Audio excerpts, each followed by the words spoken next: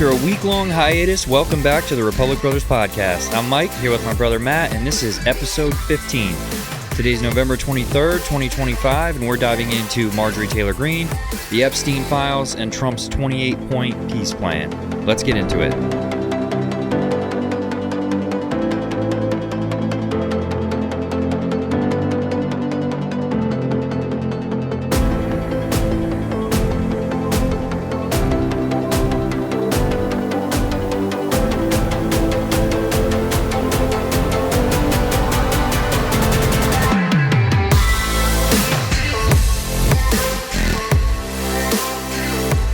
Well, Matt, after roughly a week off due to some family stuff and some illness, we are finally back at it. I want to start off today's show with something we've had in our document for a while now. The last time we were going to record, but we weren't able to. This hadn't even happened yet. But a House committee held a formal hearing Wednesday, November 19th that included discussion about whether members of Congress should be allowed to trade individual stocks. The hearing's purpose was to determine policy angles that may be effective in reining in some of the controversial profits that members of Congress have earned through alleged insider information. Now, we've mentioned this before, and I've been saying for quite a while as well, that I don't think Congress should be able to trade stocks. We just had a conversation about Nancy Pelosi making $130 million something dollars. The information that they have access to creates an unlevel playing field. It's insider trading, and it shouldn't be allowed. They aren't running around sharing that info with the rest of us. It shouldn't be allowed, but to ban it, you need the people who are the inside traders to vote to ban it. Yeah. None of this should be allowed, and we've seen multiple times that a bill has come up, some of them even named after Nancy Pelosi and her impressive returns, where they vote on it and it ends up failing because members of Congress don't want to stop insider trading. There's a few who have good morals, but most aren't. I remember years ago, Ocasio-Cortez and Ted Cruz co-sponsored a bill to ban insider trading, and it went nowhere. That would have been a great piece of legislation by her, and now she's stuck at zero. Yeah, we will see what comes of this. I haven't heard anything else about it, so I don't know if it even went anywhere. It's the same people who are doing it are the ones that have to stop it. So I don't see it happening, but we'll see. So the other thing I wanted to bring up too was, I believe it was 2 Mondays ago now, Turning Point USA rolled into UC Berkeley, pretty much the epicenter of left-wing campus activism. This was their final stop on their American comeback tour. Rob Schneider and Frank Turek were on the lineup, and inside the venue, things were pretty calm. People prayed, they honored Charlie Kirk, but outside, totally different story. Hundreds of protesters showed up chanting "Fascists out of Berkeley," holding signs like "We won the war, why are there still Nazis?" and "No safe space for fascist scum." You even had Palestinian flags in the crowd. Police had to line the entrance just to keep a clear path for people trying to get in, and there were helicopters circling overhead. It was a full-on clash of cultures. Classic Berkeley moment. People were arrested during the protest and after. This is the indoctrination that we've talked about before on this show. You have a school like UC Berkeley that is obviously full of left-wing nuts from the top to the bottom, and a group of people who just have a different opinion than you shows up, and you spend hours outside yelling and whining about it like 4-year-olds. You know what gets your message across louder than violent protests? How about doing the exact same thing that TPUSA was doing? Hold an event, talk about your agreements and disagreements with people, but when you stand outside yelling and screaming, you're really not helping your cause. I know they think they made a difference by protesting, but they didn't. This is their way of making a difference. The reality is, if you have a conversation with someone, they might see through your argument and be able to easily refute it. That's why they don't do what Charlie Kirk did. You would see how hollow their argument is. Most of the people protesting couldn't explain to you why they are shouting what they are shouting. Yeah, exactly. And I think there's a quote that I wanted to bring up. I saw this in a Rob Schneider clip online from a while ago. It was when he was doing one of his stand-up comedy. there was somebody in the crowd that was upset, and Schneider stopped and was like, "Are you okay? Are you mad?" And the guy's like, "Yeah, I'm mad." And then Rob Schneider responded with a great quote and said, "Free speech isn't the speech you like. Nice stuff's not what needs to be protected. It's the stuff that you hate that needs the protection, so that someone like the government or you doesn't get to decide what everybody else gets to hear." The key part of that quote is what he says next. "If you don't like it, you're more than welcome to write an act and get up on stage and sell out like I just did." Yeah, that's an excellent point by Rob Schneider. And it's always funny to me that they say he's the fascist, and yet he's the one trying to talk to people, and they're the side trying to shut things down. I guess some fascism is okay as long as the fascism is on your side. Yep, exactly. These people need to stop for a minute and ask themselves, do you really want people to listen to you? Maybe try not acting like a whiny little 4-year-old because you can't have ice cream for dinner and grow up. Yeah, and it's a brilliant point. Protests have their place, but most of the time they're just done so poorly that they don't actually help. It kind of reminds me of that Just Stop Oil movement where they go stand in the streets and prevent hospitals from getting patients from ambulances, and they prevent women from getting to work. You think you're helping the environment, but what you're actually doing is stopping all the cars so they burn more gas, and you're preventing people from getting to work and getting where they need to go, so they're only going to get madder at you and shut out your message. You would think people would figure out that if you have a good idea, talk about it, and people will eventually side with you. It may take time for you to persuade some people, but most people are just going about their daily lives trying to survive, and they're not thinking about these things 24/7 like the far left is. Let them go about their day, and when they have an issue, they will do the research on these topics. And if you made a great point with the internet, it lives forever. They will see your argument at some point, and if your argument is good, you will persuade people. And funny thing talking about these protests too. So you remember when we had all these ICE protests and all this stuff, and people are blocking the road and people are trying to get to work. You know what's ironic about that? We just had this huge government shutdown. And during this government shutdown, everybody was all up in arms because they weren't getting their SNAP benefits. But yet you were okay holding people up from going to work and not being able to make money to put food on their table. And they were also okay not paying certain employees so they could buy their own food. Yep.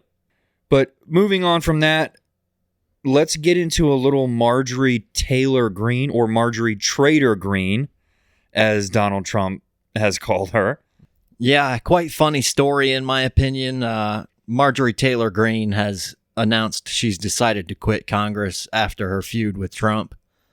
She's a former ally of Trump, but she did announce she would resign from office on January 5th, 2026, and said Trump's comments were quite hurtful. It's worth noting she was quite critical of Trump for not bringing down the cost of living, his tariffs and their impacts on people, and the Epstein Files.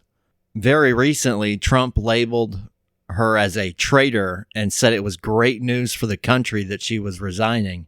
Trump had threatened to back a primary challenger against her. The funny part to me in all of this is that there's quite a few media outlets reporting that she is planning to run for either the governor or Senate seat in Georgia. Trump said she shouldn't due to public polling data, but when has that ever stopped the politician from running? I'm curious what your thoughts on this, Mike, where I always thought she was kind of out there.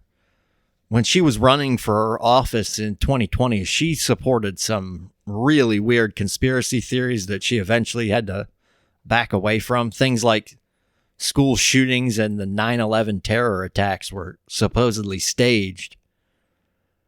I would agree with Trump's comment about the public polling data. If she wants to run again, nothing is going to stop her. But I can't see her winning a statewide election in a state like Georgia where it's close to 50-50 and many Republicans simply don't like her. Yeah, I've always kind of thought that she was a little bit of a nutbag. I know there was a lot of people on the right that weren't huge fans of hers. It's funny, too, all the stuff she said about all these people, and then now she's running around, going on The View and saying all kinds of stuff. And we've had this chat before, too, where people say that, oh, MAGA's they're always on Trump's side. They'll defend every single thing he does. Well, here is your proof that is not true. I find it quite ironic, too, that if you recall 2024 election, she was Democrats' favorite Republican because she was bashing Trump all the time. They were happy to have her. She was out campaigning for Biden at events. They used her while she was effective. She was Republican, after all, so they could say it was a bipartisan agreement that Trump shouldn't be president. But the moment the election was over, she lost usefulness to them, and she still had that letter R next to her name, so they got rid of her. I don't hear many Democrats saying much about this. I would guess they might think of this as an opportunity to get another seat in the House. Yeah, we shall see where everything goes with her. Like you said, I also don't see her winning a spot. I also don't see her winning an election in Georgia. The other big news that came out since we last recorded was the release of the Epstein Files. Now, the Epstein Files are coming out, and I don't think we're going to see anything of significance here. If there was really something there against one side or the other, it would have been released a long time ago. It would have been released the last 4 years when Joe Biden was president. If there was anything in there that was bad on the Republicans, they would have released it. If there was anything in there that was super bad on Democrats, I feel like this would have been a priority number one for the Trump administration as soon as they took over. I will say, though, Trump has tried. He did try to release these files twice already, and 2 different times a judge blocked it. So that tells me that maybe there is something on the left that they're just not, or maybe that they're trying to hide. But at this point, like I said, I think it's going to be a big nothing burger, or it would have already happened. No matter what happens, nobody's going to be happy about it. I think the most interesting thing that we know so far is just all the contact that Larry Summers had with Epstein years after he was convicted on prostitution-related charges. But aside from that, I think the Clintons are going to have a little explaining to do at some point as well. But what's your take on all this? It's going to be pretty bad for some individuals, but it's not going to hurt a political party. Prince Andrew probably would have some issues. He's not Prince anymore, but like you said, this story was enormous when Biden was in office. If there was something on Trump in here, there is no way they would not have used it to go after him. And Trump would do the same thing to Biden or Harris after he took office. If there was something in there that was going to get the other party, it would have come out. I'm glad it's going to be released because then it won't be a topic of conversation anymore. But I don't think this is going to be as big of a story once it does come out. I think this will fizzle pretty quickly. Yeah, it's obviously not a big deal if the 4 years that Biden was in office, we didn't hear anything about the Epstein Files. Like, from either side, no one cared. So it's all just a political hoax. The left had to get everyone's mind off the fact that they shut down the government for, 43 days or whatever. They had to get your mind off of that and distract you with something else. So they started screaming about the Epstein Files again. Yeah, and I was one that, when the Epstein story first kind of broke, I was one that was very skeptical of all of this. I'm not massively surprised that Epstein didn't have a book of all his clients who committed horrible acts against people. Most criminals don't document things, and that seems to be what Epstein did. It's documented who flew to the island, though. We know the Clintons, for example, went. I personally was one that kind of thought that there was a good chance Jeffrey Epstein might have been working for some government agency as a spy and using Epstein Island to get dirt on people so that he could get information for some foreign government. But at this point, it doesn't even look like that's going to come true. Well, transitioning us into the next thing, we talked about a wacko on the right. Now let's talk a little bit about a wacko on the left. Zohran Mamdani visited the White House last week. Mamdani and Trump answered questions from the press in the Oval Office. They seem to be pretty cordial with each other. We'll see if they end up getting along, but Trump said that they had a good meeting, and he even said they had more in common than he expected.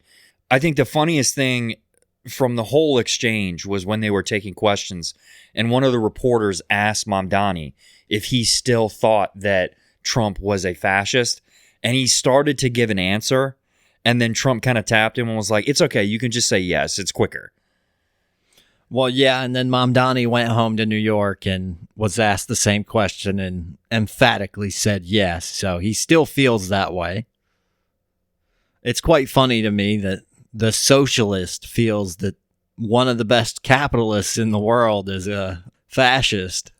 I saw a lot of stuff, too, from people on the left saying that, oh, Mamdani walked in there and Trump just laid down to him. And for anybody that thinks that's true, just use your head for a minute. What did you want him to do? Did you want Trump to come in and be rude to him and be mean to him? Did you expect Mamdani to come in there with a list of demands? How do you think that really would have went if Mamdani went in there and just started being an a-hole to Trump? Do you think that would have worked out well for him? Mamdani needs Trump if he's going to actually try to do the things that he wants to do in New York. I'm, at this point, not convinced that Mamdani's going to do anything he said he was going to do in New York.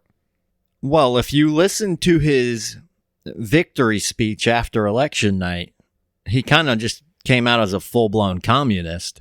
But yeah, he's going to try to do some of that stuff, but I don't think he's going to get most of it done. He doesn't have the ability to raise taxes. Can he convince Governor Hochul to up the tax rate? Probably not. Even if he did, it wouldn't work because the rich people are the ones with money and they can leave. Yeah, he's not even the mayor yet, and he's already asking people for all this money to fund all this stuff that he wants to do. And I don't know what interview it was that he was doing, but somebody asked him about all the things that he was going to do and asked him how he was going to do it. And his response was that he's not focused on how, it's just that we need to do it. That is such a stupid answer. And he's like, I don't even want to entertain that because it's not going to happen. Okay, well, what if it does happen? That's how you guarantee everything he does will be wildly inefficient and filled with fraud. Yeah, no doubt. And yeah, I agree with you. It's quite funny to me that people out there think that the soon-to-be mayor of a city with 8 million people is going to tell the president with 330 million people what to do. The federal government is above the state government, and the state government is above local municipalities. So Mamdani is kind of at the bottom of the food chain. We talked about this in our show on election night. I said, don't pay too much attention to him because he's not going to have any impact on the vast majority of Americans. And we should just let him go about his plan. If it ruins New York City, it doesn't have much of an effect on me.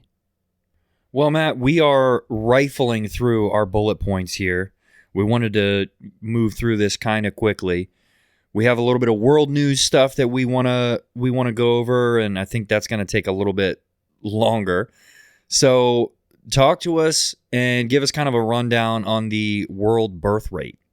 Yeah, recently the world birth rates for nations across the globe were released, and there's some shocking data that came out. We've known some Western nations as well as some Southeast Asian countries were struggling with birth rates, and that decline continues. And parts of Africa continue to see very high birth rates. We've talked quite a bit about demographics on this show, and birth rates are a big part of that. So just to list a few. These are the birth rates, the number of children per woman born in the nation. We'll start with China. China is at 1.01.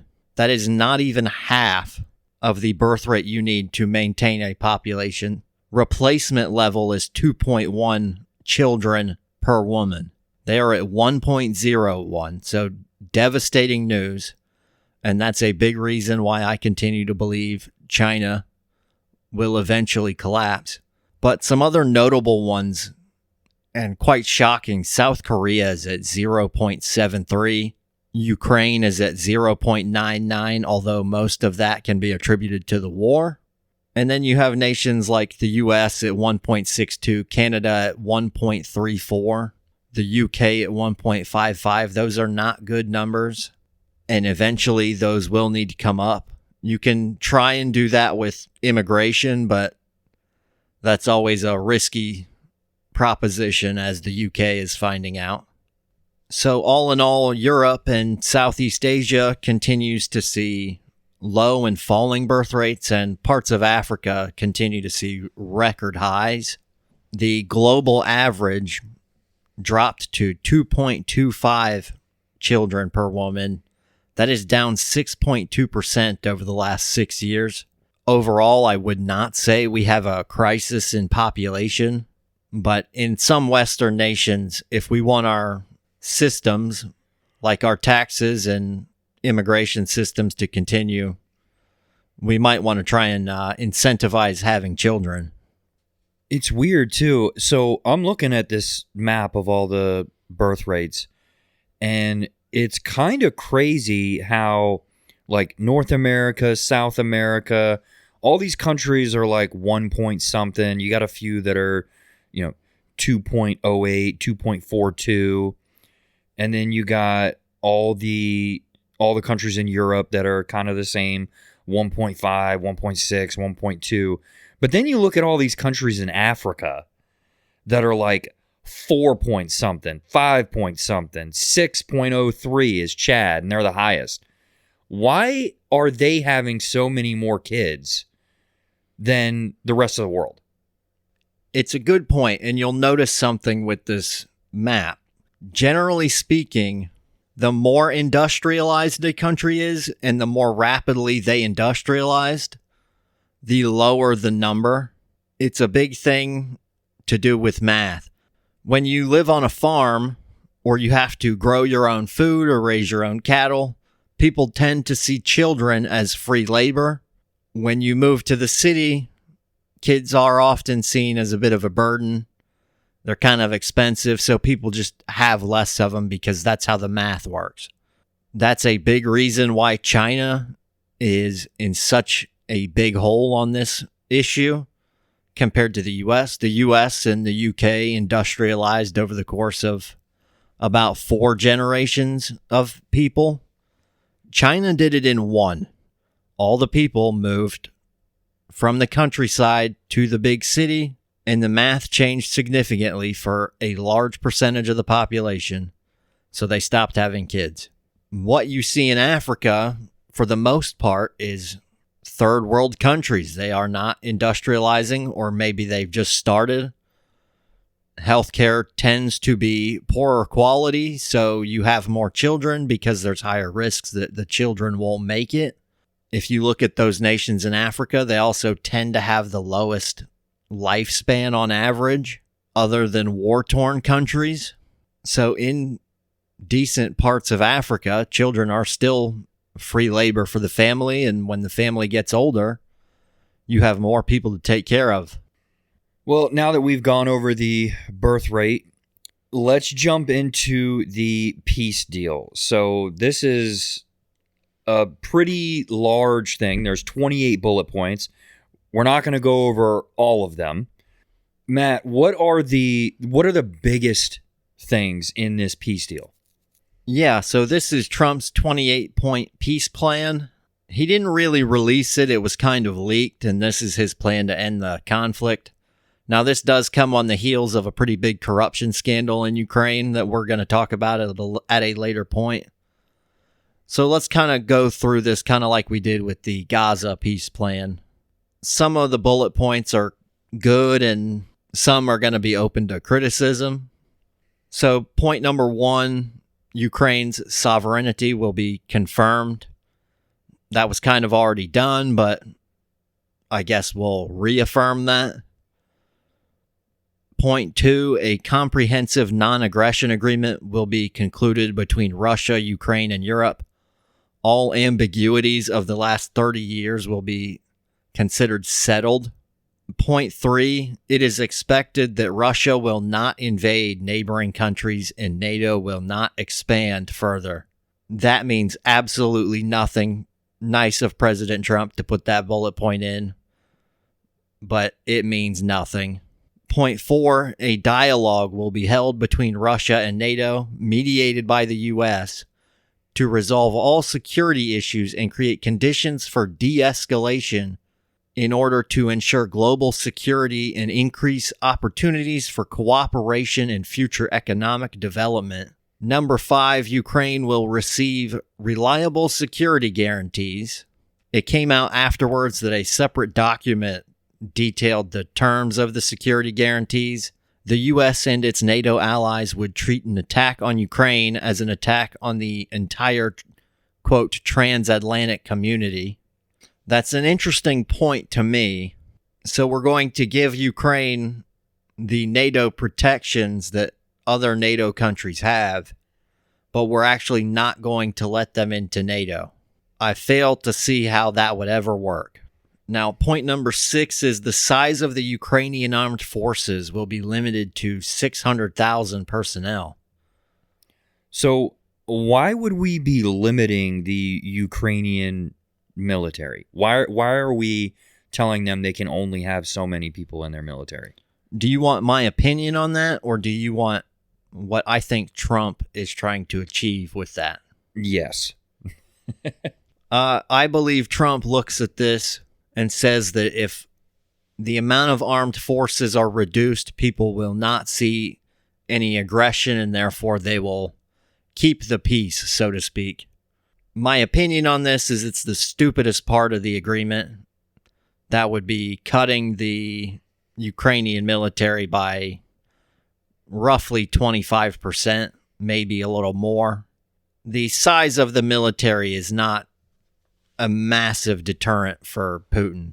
Trump's logic, in my opinion, doesn't really work because the Ukrainian military was nowhere near 600,000 at the start of the conflict, but it is now because they had to mobilize to defend their nation.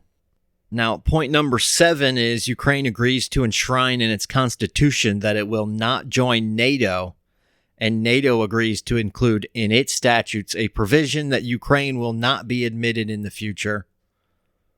And number 8 is NATO agrees not to station troops in Ukraine.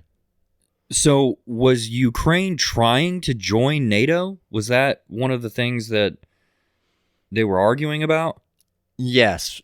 For quite some time now, Ukraine has been trying to get into NATO and the European Union. Putin saw that as a move towards the West, and that was unacceptable in Putin's mind. It was unacceptable when the Baltic countries did it, so he was never going to enjoy it when Ukraine did it. Point number 10 is an interesting one. It's the U.S. guarantee part of this peace plan, and it says if Ukraine invades Russia, it will lose that guarantee, and if Russia invades Ukraine, in addition to a coordinated military response, global sanctions being reinstated, and recognition of the new territory and all other benefits of the deal would be revoked. This is a bizarre point, in my opinion.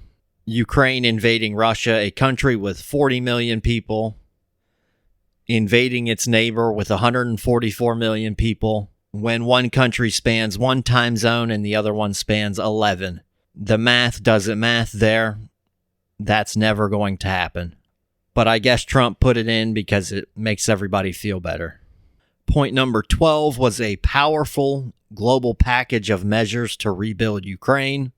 And point number 13 would be Russia being reintegrated into the global economy, essentially trying to get their old economies back for both countries. But obviously the country of Ukraine is kind of destroyed, so these 2 points together kind of benefit Russia, just like a lot of these points do.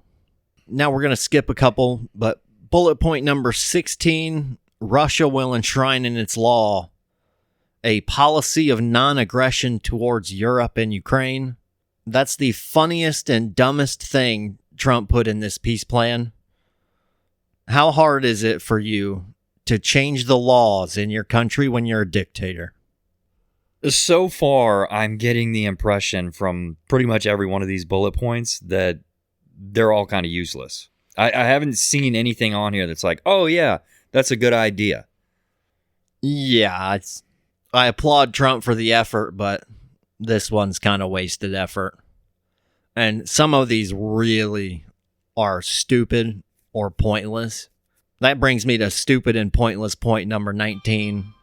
The Zaporizhzhia nuclear power plant will be launched again under the supervision of the IAEA, and the electricity produced will be distributed equally between Russia and Ukraine, 50-50.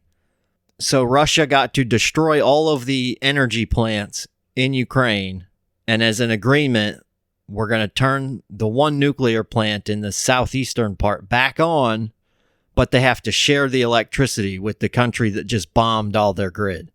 And at the moment, Russian troops do not hold the area around this nuclear plant. So this would be Ukraine ceding territory. Now, that's it for most of the bullet points and the ones that matter, I would imagine, in Trump's mind. But at the end, points 26 and 27 essentially say that we will call this conflict resolved, and people will receive full amnesty for their actions during the war. And both countries agree not to make any claims or consider complaints in the future, and that the agreement is legally binding, and it'll be monitored and guaranteed by a peace council that will be created, headed by Donald Trump. And anytime somebody violates one of these bullet points, they will receive sanctions. So yeah, now that we've gotten to the end of the list, I stand by what I said 2 minutes ago. There's not really anything in here that reads to me that makes a whole lot of sense. It's basically just a bunch of jargon and empty promises about stuff. Have Russia or Ukraine seen this peace plan yet? They have both seen it, and you could imagine one side was a little happier with it than the other. This, to me, reads as a kind of like a Russian wish list. It doesn't really ask the Russians to make any kind of concessions here other than to stop shooting. It hands over territory in eastern Ukraine that Russia hasn't been able to take since it started the invasion in 2022. It shrinks the Ukrainian army down to 600,000 and grants amnesty for the people who committed war crimes in Ukraine. If you have ever read about Russia and its history, you would know that anything they sign is worth about the amount the paper it was written on is worth. This plan calls to change the laws in Russia. But do you know how easy it is for a dictator to change laws? The law in Russia is whatever Putin wants for the circumstances they are in. Everyone knows Putin wants to take over the country, so he can add in that he will not be aggressive towards Ukraine, but he can always remove it in a few years. Everyone knows Putin wants to take over the country. He has said himself that the greatest tragedy in human history was the downfall of the Soviet Union, and he is trying to reconstitute that. Now, Mike, I don't know how familiar you are with world history, but did you know Ukraine used to have nuclear weapons? Ukraine was a territory of the Soviet Union. And when the Soviet Union collapsed in 1991, there were nuclear weapons left behind that the new government took control of in 91. Ukraine gave those nuclear weapons up in exchange for a security agreement between, guess who? The United States and the United Kingdom. We gave them security guarantees and a promise that they would forever be recognized as an independent nation. How's that going right now? In 1994, they signed the Budapest Memorandum and gave up their nuclear weapons in exchange for some papers that the Russians signed. Russia has meddled in their politics since the 90s, and once the country started to shift away from Russia, They invaded to try and decapitate the government and put in their own.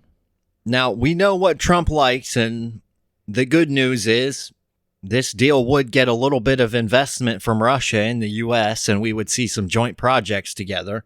We know that's something Trump loves. But at what cost do we do that? The Europeans know their own history. It is a lot more difficult to forget the things that happened when you live in the place where those things happened. This is a terrible deal overall. It does end the conflict, which I guess is all Trump really wants. But I would warn everyone, Putin will almost certainly wait a few years, because keep in mind, Trump will not be president in 2029. Putin will wait. He'll rebuild his military, and when the political will in the West is weak, he will go at it again. So you think as soon as Trump is out of office, even if Russia signs this deal now, as soon as Trump is gone, Putin's just going to walk right back into Ukraine and start this all over again? If Ukraine signed this deal today and took the security guarantees from the U.S., Putin will immediately start rebuilding his economy and his military. And when Trump is no longer in office, Putin will start looking at the West to see when the West doesn't have the political appetite to actually use their own military to back those security guarantees. Ukraine already had security guarantees from the US and the UK. That's exactly what Putin did in 2022. He saw Joe Biden in office. He knew Joe Biden didn't have the courage to do anything. He knows that Western nations don't have the stomach for casualties quite like the Russians do.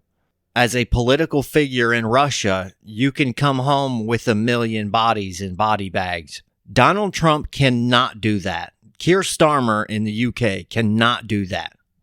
Giorgia Meloni in Italy cannot do that. Western democracies don't have the stomach for it for good reason. So after going over this whole peace deal, where exactly is everything at right now with Russia and Ukraine? So currently, Russia has at least temporarily given up on the hope of overtaking the whole country. They're trying to overtake the eastern part, which has a significantly larger percentage of Russian-speaking citizens. Overall, the conflict is not going well for either side. Ukraine has dug in very well and is defending well.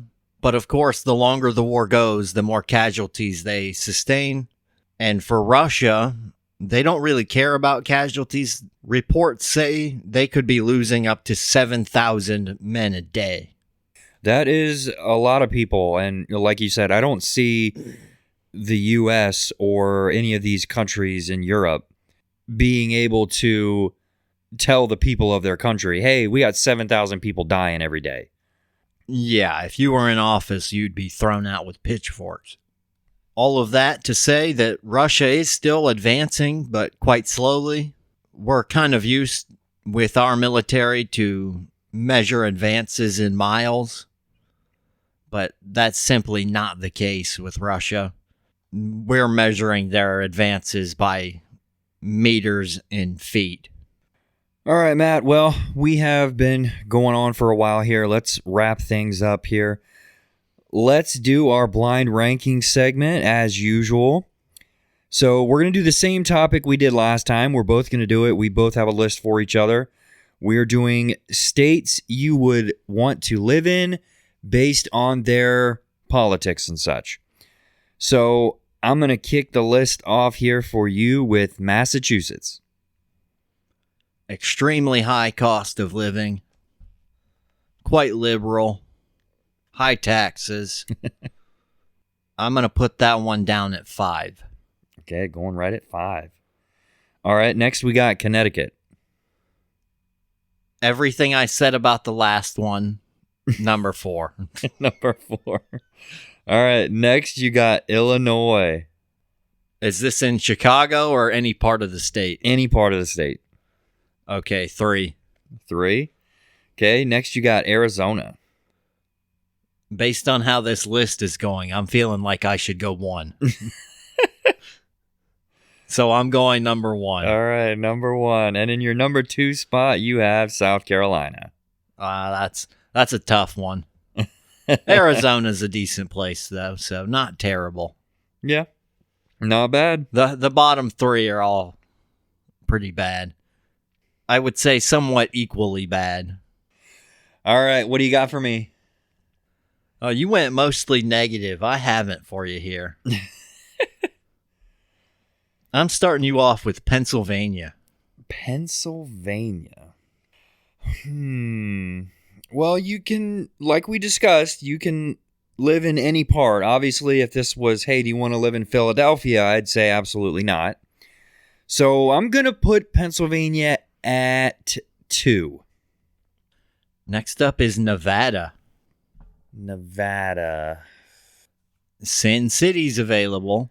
That is true. Although that could turn into a nightmare.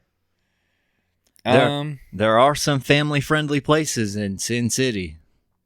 Yeah, I'm gonna put them at 3 just because of Vegas. Next up, you got Georgia.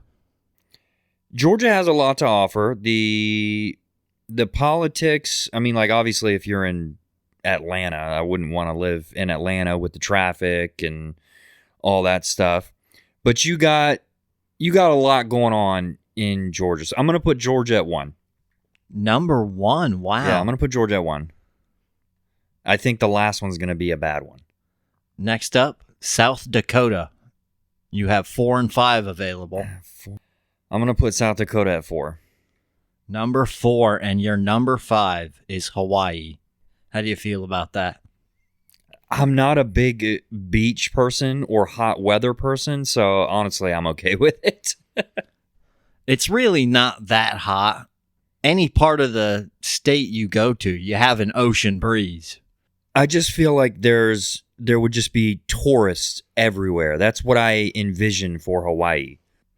Yeah, I was wondering if you'd leave 1 open for it, but my biggest complaint with Hawaii would be the extremely high cost of living. Yeah. Well, Matt, that wraps up episode 15 of the Republic Brothers podcast. We talked a little bit about Marjorie Taylor Greene, the Epstein Files, Mamdani visiting the White House, and the huge peace deal with Trump and Ukraine and Russia. Make sure to follow the Republic Brothers podcast on social media, leave us a rating, subscribe, share this episode with a friend. Thanks for tuning in. See you next time.